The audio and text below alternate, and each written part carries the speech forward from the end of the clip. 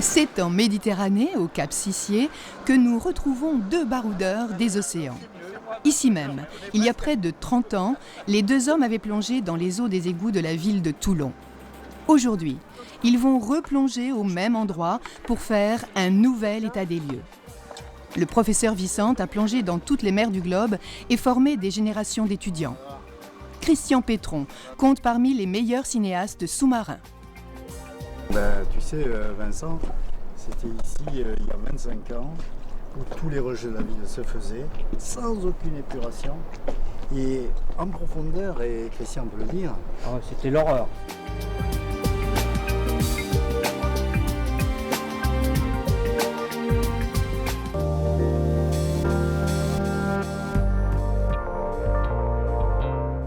Nous avions constaté à l'époque que sur l'ensemble du littoral méditerranéen français, c'était des eaux brutes, sans aucune épuration, qui étaient rejetées. Et nous avions recensé alors près de 440 émissaires, c'est-à-dire 440 tuyaux qui se rejetaient à diverses distances de la côte, en profondeur. Peu à peu, l'opinion prend conscience de la gravité des pollutions. Mais les pouvoirs publics rechignent toujours à faire respecter la réglementation et à engager des moyens pour lutter contre ce fléau.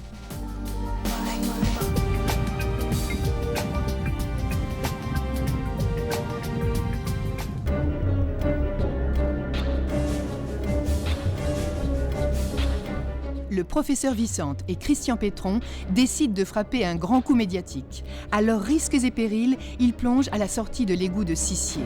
Leur but, ramener des images suffisamment chocs pour faire réagir politiques et décideurs. Vous voyez la pollution en surface? En surface, c'était marron. Ah ouais. En surface, il y avait une espèce de halo marron. Et nous, on était dessous. Il fallait passer la nappe marron pour plonger. Et après, on était dessous dans une espèce d'halo jaunâtre. C'était l'horreur, la plongée. Les plus abominables de ma vie. Ouais, l'enfer dedans. Le film qu'il réalise, Pollutions et nuisances sur le littoral méditerranéen, est à l'origine du plan d'assainissement Provence-Alpes-Côte d'Azur.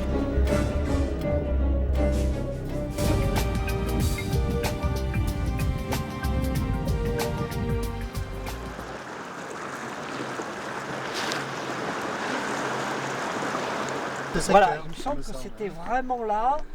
Au niveau du voilà, rocher, mais de là, toute qui manière, est... par rapport à la trace qu'il y a, l'ancien Le tube, tuyau là, devait le être au tube même qui endroit, rejetait les eaux brutes. Là. C'était là, je crois. Donc, Ben, on y peut va. aller, là. Allez. Ok. Allez, Vincent, on se prépare.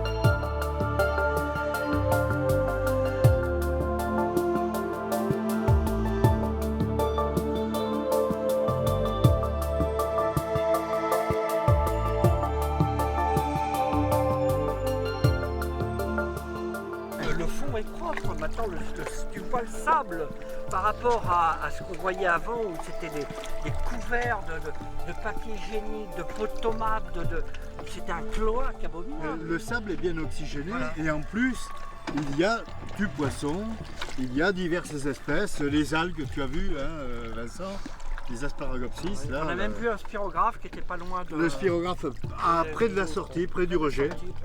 Mais quand ça crache bien quand même. Oui, hein. ça crache bien, Bon. mais c'est sans commune mesure. Sans commune mesure. Connu, Non. il y a 30 ans.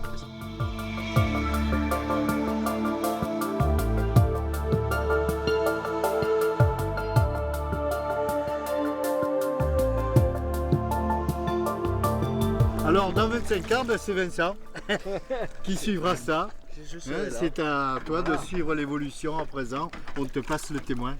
D'accord. Voilà. Pas de problème.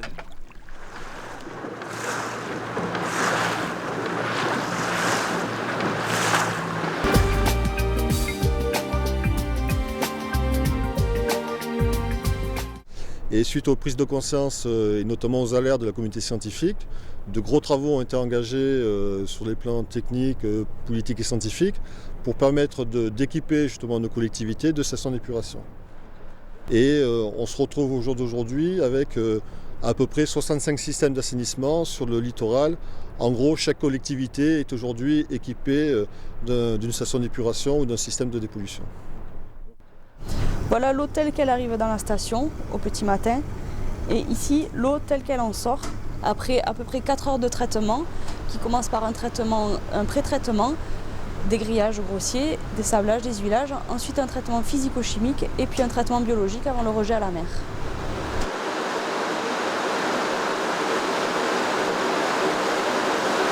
Dans la continuité d'une gestion globale du littoral, on enregistre la mise en place d'actions de reconquête des espaces côtiers. Elles s'inscrivent dans le cadre régional de contrats de baie, comme celui de la rade de Toulon. C'est l'une des premières applications importantes du schéma directeur d'aménagement et de gestion de l'eau. Le contrat de baie, c'est un acte consensuel de tous les partenaires, tous les utilisateurs de la rade. C'est premièrement redonner à la rade une qualité de son eau, et pour cela il faut aussi agir sur les bassins versants, mais aussi permettre un développement de l'activité économique dans la rade, ou tout au moins sauver celle qui existe.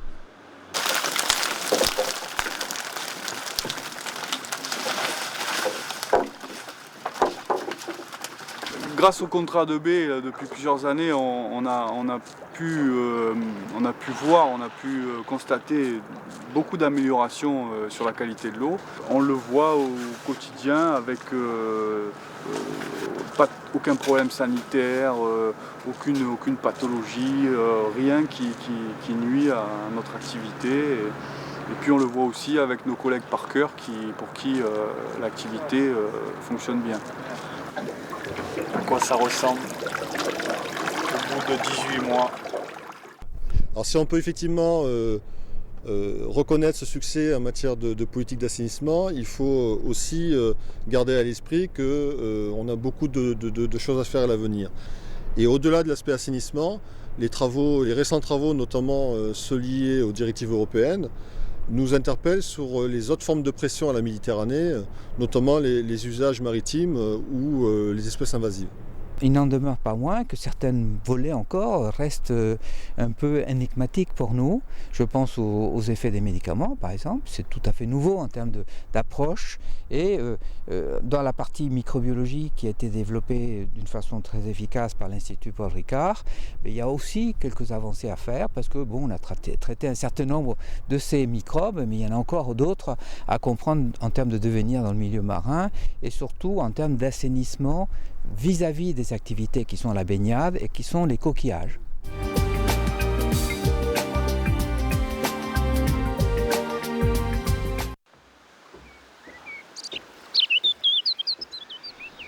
En dehors des grandes usines à dépolluer, il existe des procédés naturels de traitement des rejets urbains. Ainsi, les systèmes de lagunage et jardins filtrants sont bien adaptés aux petites communes.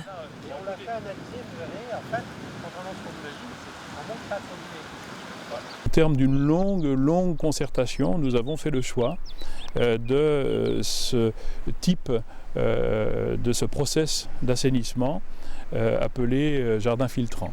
En fait, qui consiste tout simplement à utiliser ce que les ressources naturelles produisent, notamment les plantes, à les organiser rationnellement en les plantant par étages sur des lagunes successives pour que l'eau y circulant lentement puisse être piégée par les racines de ces végétaux, transformée, et que notamment les nutriments qu'elle contient puissent nourrir des végétaux que nous pouvons sur place cultiver, transformer et en tout cas maîtriser.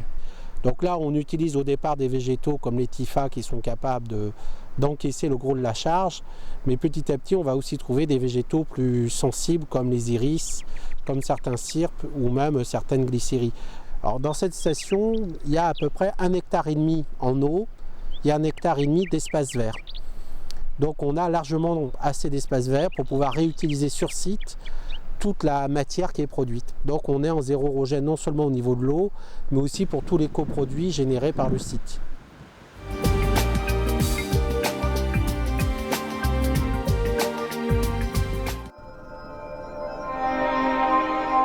Si dans le cas des grandes métropoles, le zéro rejet à la mer n'est pas toujours possible, on peut envisager la réutilisation des eaux après traitement. Cela permettrait de réduire les pollutions d'origine urbaine et industrielle et ainsi d'économiser la ressource en eau douce. Vu les nouvelles normes européennes, il était important de construire une nouvelle station d'épuration qui avait la possibilité donc de traiter 60 000 habitants équivalents avec un système donc biologique permettant de supprimer certaines bactéries.